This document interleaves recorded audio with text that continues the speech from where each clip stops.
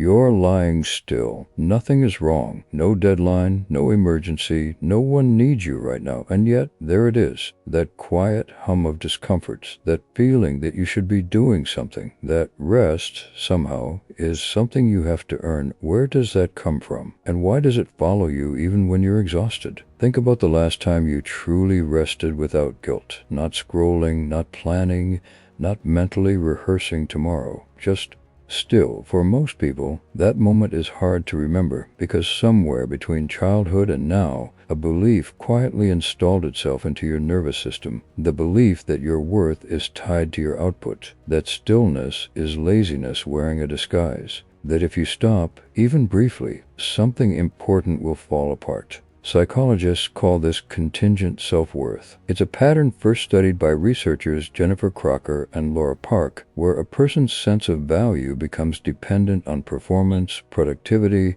or external achievement. When your self-worth is contingent, rest doesn't feel neutral. It feels like evidence of something.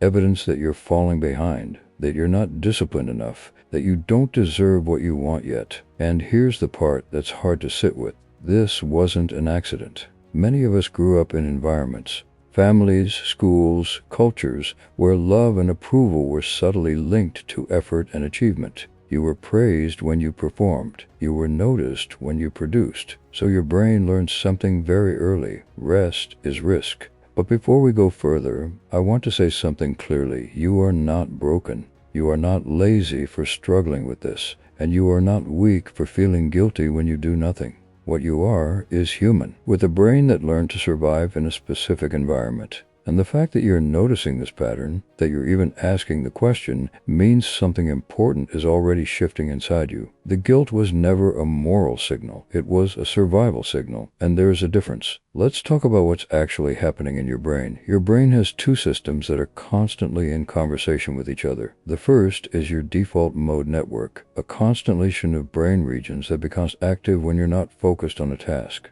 When you daydream, when you reflect, when you rest. For a long time, neuroscientists thought this network was doing nothing useful. They called it noise. But they were wrong. Research from Harvard, led by psychologist Matthew Killingsworth, and neural imaging studies by Marcus Rachel, showed that the default mode network is where the brain does some of its most important work: memory consolidation, emotional processing, creative problem solving, self-understanding. The brain doesn't rest when you rest. It shifts gears. It moves from doing to integrating, like a library reorganizing its shelves after a long day of checkouts.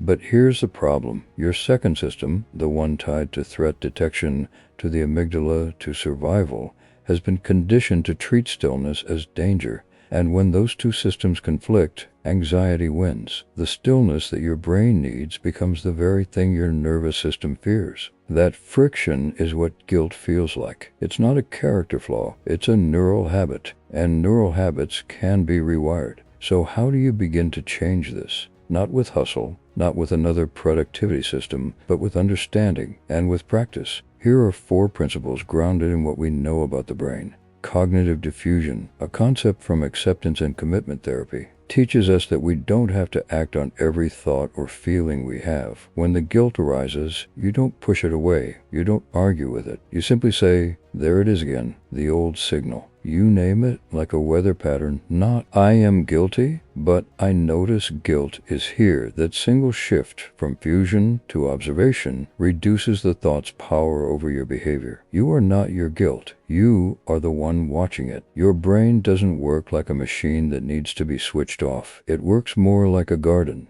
Growth doesn't happen only when you're actively tending to it. A lot of the most important growth happens underneath the surface, quietly, in the stillness between action. Sleep researcher Matthew Walker has shown that memory consolidation, emotional regulation, and even creative insight peak during rest and sleep, not during active effort. When you rest, You are not doing nothing. You are giving your nervous system the conditions it needs to synthesize everything you've already done. Rest is input. It just doesn't look like work. You can't override a deeply conditioned threat response with willpower alone, but you can gradually expand your window of tolerance for stillness. Psychologist Peter Levine, known for his work on somatic trauma, found that the nervous system can be gently retrained through repeated, non-threatening exposure to the thing it fears. Start small. 5 minutes of intentional rest. Not sleep, not scrolling,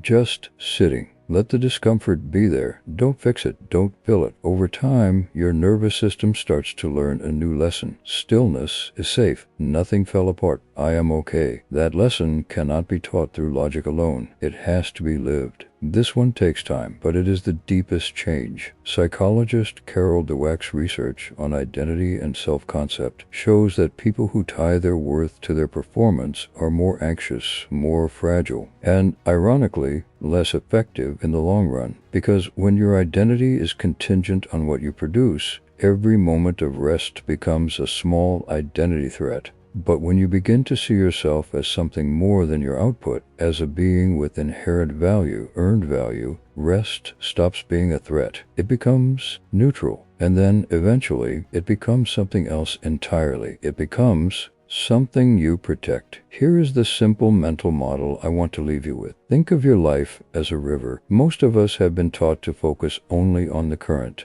the movement, the direction, the speed. But a river isn't just its current. It's also its depth, and depth is built in the quiet moments, the still pools, the places where water slows and settles and becomes clear. When you rest, you are not escaping the river. You are becoming deeper. You are building the kind of inner resource that no amount of effort can manufacture. Clarity, perspective, emotional range, creativity. These are not rewards for resting. They are the rest. The guilt will probably come back. Maybe tonight, maybe tomorrow. That's okay. You don't have to be free of it to begin changing your relationship with it. You just have to start recognizing it for what it is. Not a truth, not a moral verdict, but an old signal from a nervous system that once needed to keep you safe. You are allowed to rest. Not because you've earned it, not because you've finished everything, but because you are a living thing, and living things need stillness, not as a reward, as a right.